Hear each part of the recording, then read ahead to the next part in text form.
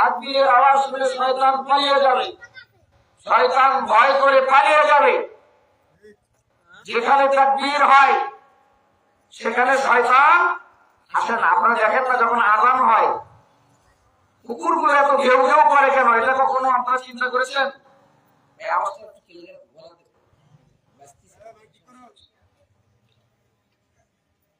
কুকুর ঘেউ ঘেউ করে, এটা কি আপনারা কখনো দেখেছেন, ভেবেছেন? কেন কেউ বলতে পারবেন?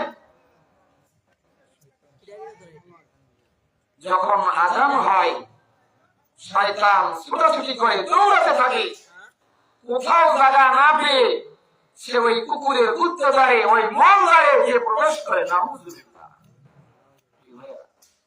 এজন্য তাকবীর দিলে শয়তান পালিয়ে যায়, শয়তান দ্রবিত হয়, কাফের নাস্তিক বেঈমান এরা পালিয়ে দূরে চলে যায়।